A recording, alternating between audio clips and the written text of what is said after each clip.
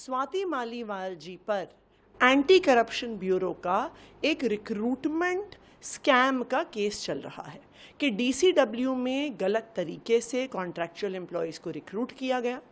ये केस पिछले कई सालों से चल रहा है, उन पर एफआईआर हुई है।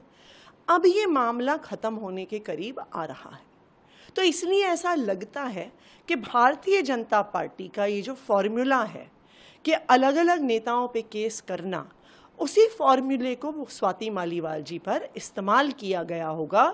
उन पर जो एसीबी का केस चल रहा है, जो इलीगल रिक्रूटमेंट डीसीडब्ल्यू में केस चल रहा है, उस पर धमकी देके स्वाति मालीवाल जी से शायद ये करवाया गया है। दूसरी बात, हमने तो ये भी कहा है कि स्वाति मालीवाल जी के कॉल रिकॉर्ड्स की जांच होनी चाहिए। हमें ये विश्वसनीय सूत्रों से पता चला है कि पिछले कुछ महीनों से वो लगातार भारतीय जनता पार्टी के नेताओं से संपर्क में हैं। तो दिल्ली पुलिस इस बात की जांच करे कि ये कैसा षड्यंत्र है, ये कैसा राजनीतिक षड्यंत्र है जो बिल्कुल चुनाव के समय दिल्ली में वोटिंग से 5 दिन पहले रचा जाता है। आम आदमी पार्टी पर हमला करने के लिए रचा जाता है, अरविंद केजरीवाल जी पर हमला करने के लिए रचा जाता है।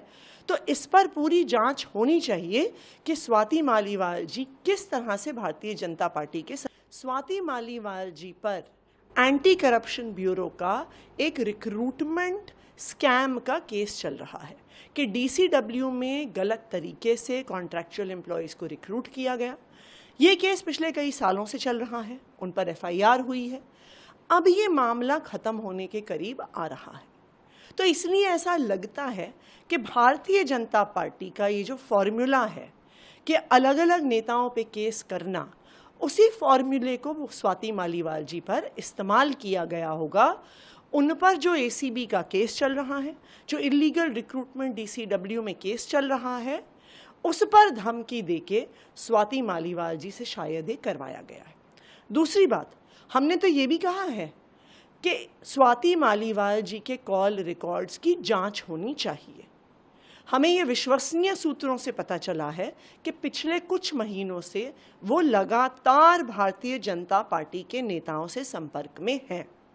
तो दिल्ली पुलिस इस बात की जांच करे कि ये कैसा षड्यंत्र है, ये कैसा राजनीतिक षड्यंत्र है जो बिल्कुल चुनाव के समय दिल्ली में वोटिंग से 5 दिन पहले रचा जाता है।